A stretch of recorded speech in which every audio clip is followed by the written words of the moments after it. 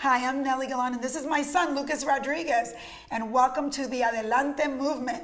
Today we're talking about passing the torch and creating self-made kids and businesses all together in the same family.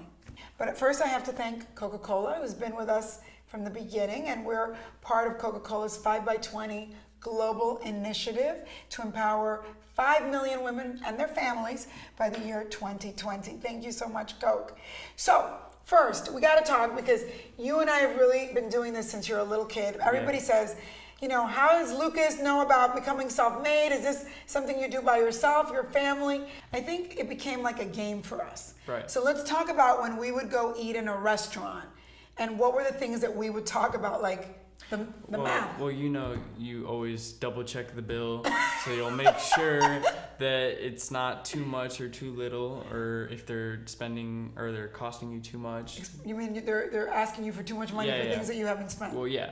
And since you always double check everything, I've, learned to double check. But how about when we go to a restaurant and I say to you, Lucas, and I would say to you since you were little, Right. How much money does this, what do you think this restaurant makes? It was a way of doing math class too. She'll count all the tables and she'd be like, how much do you think the waitress bill is? How much And is it per the table? expenses versus how much the income is. And we'd start talking about also what was good about the restaurant. Is the experience good, right? Is the customer service? Customer service. You know, we always talk about customer service. Yeah. Is it good? Is the location good? Right. Is the ambience good? And we'd almost have a contest and go, do we think this restaurant's going to make it or not? Yeah, of course. And then what was the place that we would always go to that you'd say, Mom, you got to buy one of these? A bowling alley, because a bowling alley is never really empty. It's open 24 hours, and even in the morning you have old people playing bowling, obviously, and at late night you have young kids playing, so it's constantly full, and it's a very profitable business. So I think the conversation growing up has always been where when we go anywhere, we talk about, do we think this is a good business? Like almost like we're thinking of buying it. Yeah. You know, or we eat in a fast food restaurant and we go, wow, can you believe this fast food restaurant? Yeah. Chipotle is the new hot thing. And we're like, should we be buying this? Right. And we think like that, and it's almost like a game, so that we think about it all the time, so that after a while, talking about business becomes like a family thing. Right. And by the same token, even when we go on vacation, we go, what do we do about in hotels? What do we say? Well, we do the same thing as we would do in a restaurant, talking about, how much what's the hotel's overhead, like what the expenses are, the customer service, just every little thing is like a game in a way.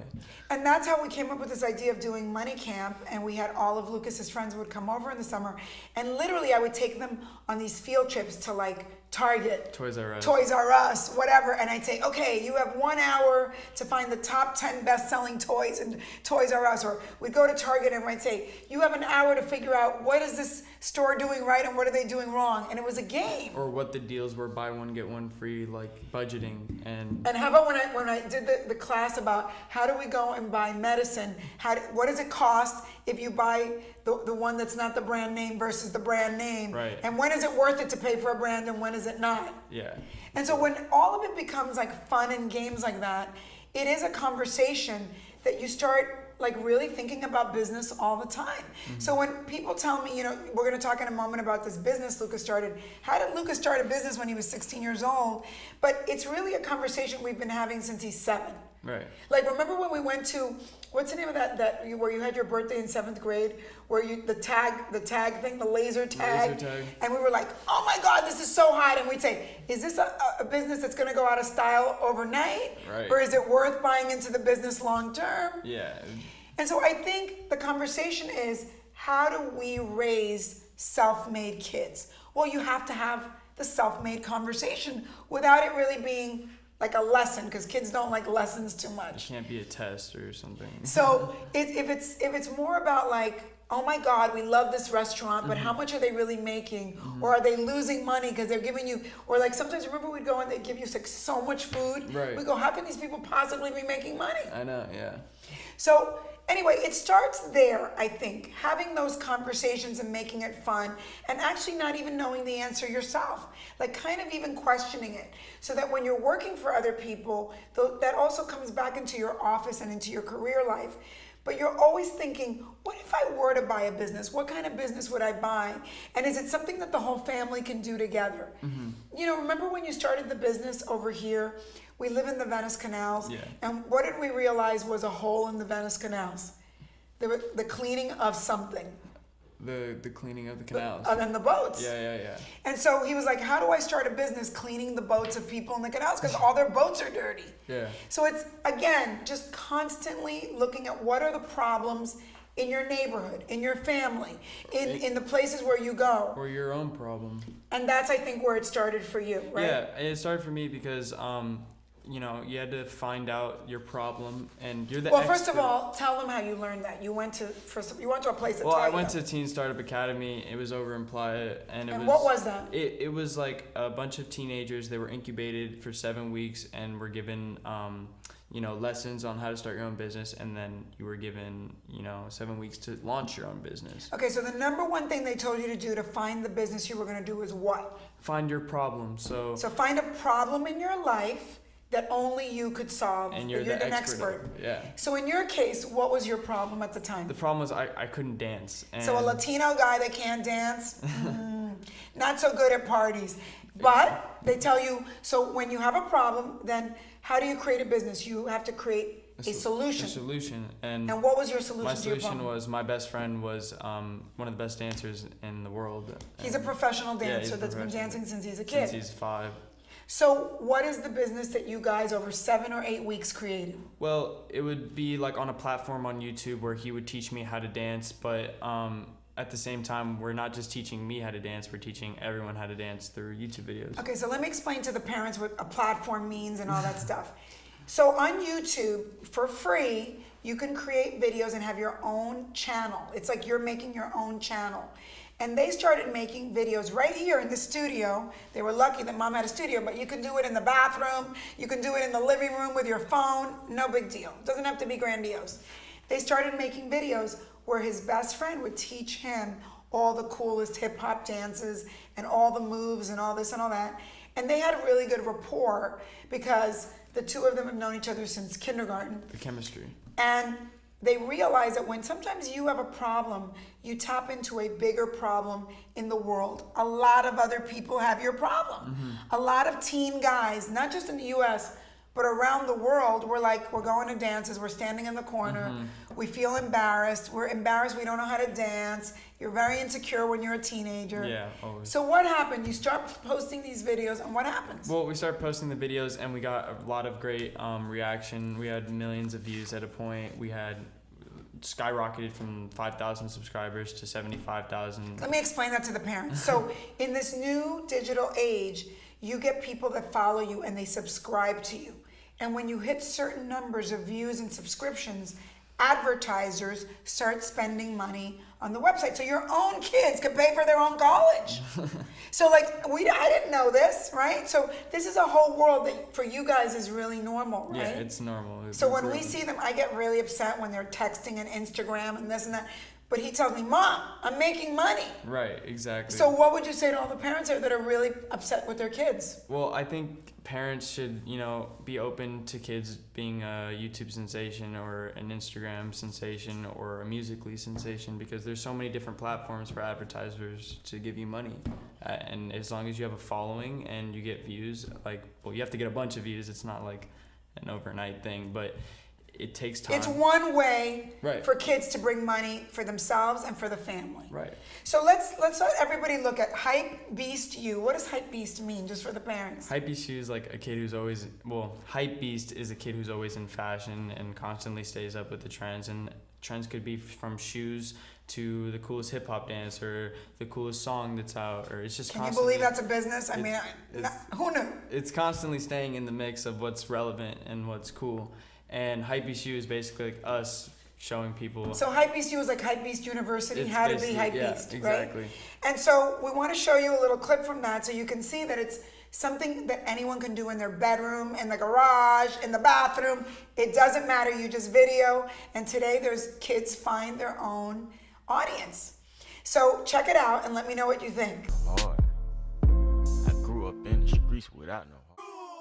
What's up, everybody? This is Hype Beast U as always. I'm Luke. I'm Allah Monster. and this is Hypebeast U.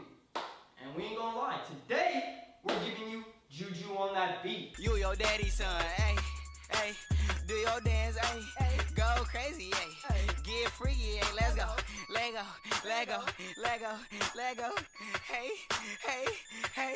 So what did you think? Unbelievable that kids can make money at this stuff. Right. But you know what? There's many, many ways for kids and families to become self-made. But let's talk about all the different ways families can become self-made. Let's talk about the sharing economy and all the different apps that exist that a family could be making money together. So number one, you have a car sitting at home. Your kid, now you're 17, so you can't do it yet, but when you're 21, in a family, the car should not be sitting idle. It's sitting there to make you money. Right. Even if it's a couple of hours a day each.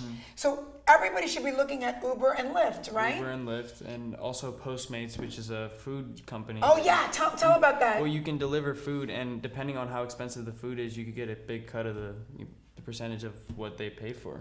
And the tips. Right, and the so tips. your kids at home, can't find jobs, not anymore. They can be delivering for Postmates with their bicycle even, they can do it, right? Bicycle. And not just Postmates, there's a million of them. There's a million, yeah. There's Dashdor, Postmates, Yeah, a million of them. Grubhub. So what other things like Airbnb? We've talked a lot about that. Well, if you have a house and you have like an extra room and you're not doing Or a garage. or a garage and you're not doing anything with that room, you could, rent it for the weekend and you could charge them for cleanup, and it adds up to a lot of money. And that reminds me of another story of, so I buy a lot of real estate, and I always tell Lucas, we go to Miami or whatever, and I have these apartments, and I would take Lucas and I'd say, come on, we gotta go clean the apartment. And he goes, Mom, really? Do you have to clean the apartment? And I go, Lucas, the lady that's renting the apartment is my customer. My customer is like me. She's OCD. She likes a very clean apartment. You think the cleaning lady is going to clean the apartment like I am? This is our job right now. To have a nice, I've made him clean the apartments. You could be doing that in your house with Airbnb. Get rooms and your kids help you clean up the room. Prepare the room for their customer. The most important person, your customer, right? Yeah. And what do I always tell you about customer service? The customer's always right. Well, and even if they're wrong, we listen to them because they are giving us feedback, right? Okay, other things. We can, not all of us are going to invent a business. In Lucas' generation, he's like, I want to be like Mark Zuckerberg. 1 in a million invents a tech company. And it's it's not so easy to be a tech founder. No. But all of us know somebody who's really smart in the tech world. We can invest, right? Right. You can take the money from the paper route or from Postmates or from all the things you do, and you've already started investing in some business that you believe and love. Talk about that, because we've talked a lot about how Warren Buffett teaches kids to invest.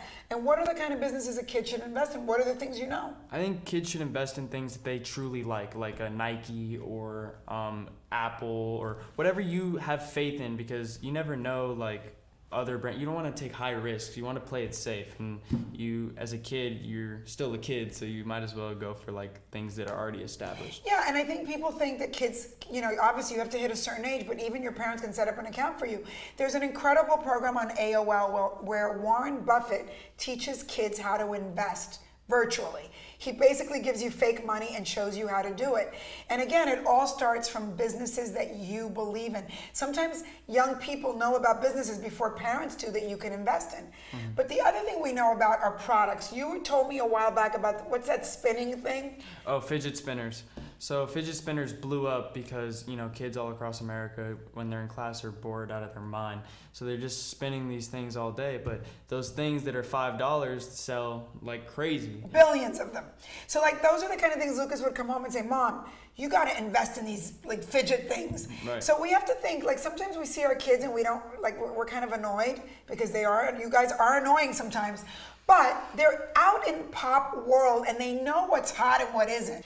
Let's talk about disrupting an existing business. The kind of things that you think about that already exist, Right. that you guys might think of a new take on it.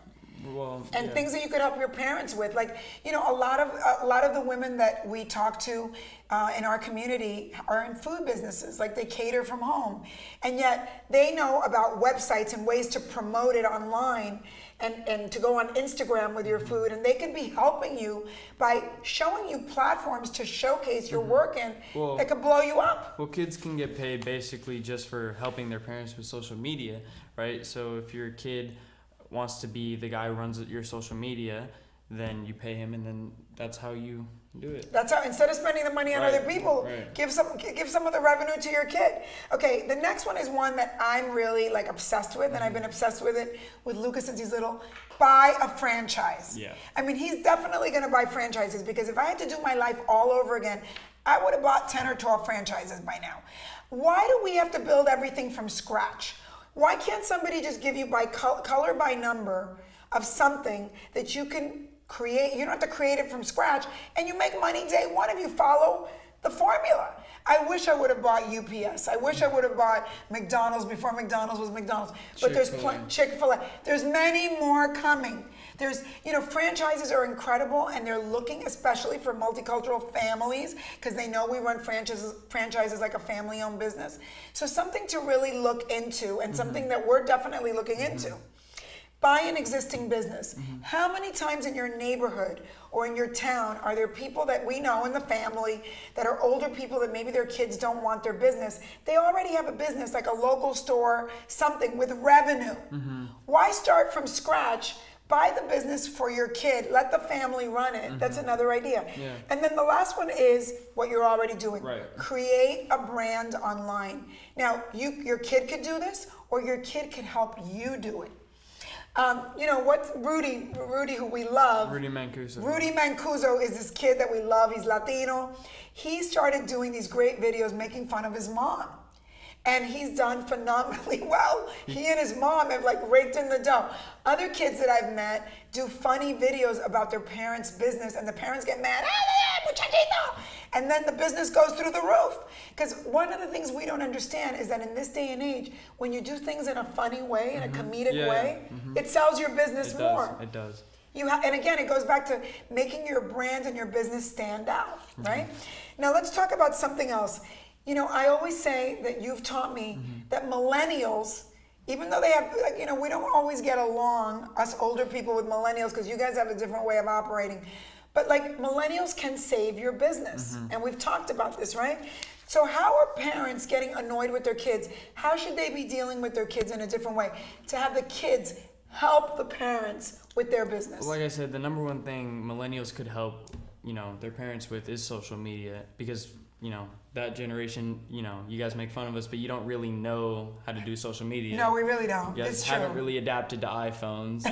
So Thank you for sharing all my secrets, but you're right. We're not very good at this. So we're kind of experts in that. So instead of like putting us down all the time, I think you should just take the stuff that we're good at, apply it to your business, and have us do it, and then it stays in the family, and you learn a little bit. Okay, let's talk about some new ideas for the whole family to make money that you've given to me.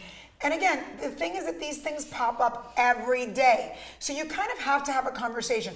We tend to go have dinner one day a week, right? And we talk about like what's all this stuff. Like, we have an exchange of ideas. But like, for instance, you are the one that told me about crowdfunding, like Kickstarter and GoFundMe, which are ways for families to raise money for an idea, a business or something. And the audience sort of raise, which to us that seems a little bit like we're begging for money, but Right. it's not. It's the new way to go, right? It's the new way to go. And then like, you guys are always telling me about how to reduce overhead, these things like Bill Shark and Cardpool that show us how to manage our credit card money. It's these new apps that come out every day that we have no clue about, that every other day you guys have a new app. Yeah. We've talked about Amazon, eBay, and Craigslist as a way to sell things in the house. And like, Lucas has really helped me with this too, because he knows how to go set up the account really easily, take the picture, upload it, do the whole thing. And this is something, and then I'm much better at the marketing and writing the words and all that stuff. It is a really good family project to sell things. Like, we used to all go to flea markets, forget that. Now we go online and do everything online. And then we talk about frequent flyer miles. We are really animals about frequent flyer miles. We all have accounts for everything, mileage, hotels, everything. And that's how we get to like save money as a family. There's a thing called the Points Guy or Points with a Crew that help you manage your points. And that's how we then go on really lavish vacations and get free airline tickets and get everything. Yeah. And then YouTube, which is your thing, is a great asset, you think, to like... We'll get monetized videos. Monetize videos and try anything anonymously. So, the key takeaway is how do we bring our kids into our businesses to help us with the things we're weak at? How do we together do some things as a family, start talking about all these things from the time they're little in a fun way? Yeah. And the big thing is, why are we doing all this? Because for me, at least, I can tell you, because I want to pass a torch, which I already have, of a mindset, which isn't about being a victim. It isn't about just having a job and not liking the job. It's about thinking like an owner and knowing that whether you are a full-blown entrepreneur or whether you put aside money and invest like an entrepreneur or buy a franchise or do something, that we're all thinking like owners and self-reliant people, that we're gonna be rich. Because what's the other thing I tell you? If you put away $5 a day from your allowance from the time you're like 15 years old, by the time you're 50, you're a millionaire. Yeah. You put it in compound interest account. So it is about a family pot of thinking like self-made people. Yep. So what would you say to all the parents out there? Think bigger and definitely incorporate your kids into your business because they could enhance your business and make you more money. Lucas, thank you. Thank you all very much. If you want to reach either one of us, well, you can reach Lucas through HypeBeastU, and you have an Instagram account? The St. Luke. That's his own personal weird brand, but it's good. Hey, I'm ecstatic for him. And you can reach me through info@theadelantemovement.com. Lucas, are you self-made? I am self-made. I love it. Thank you again to Coca-Cola for supporting us always. And I love to say, adelante, let's get moving.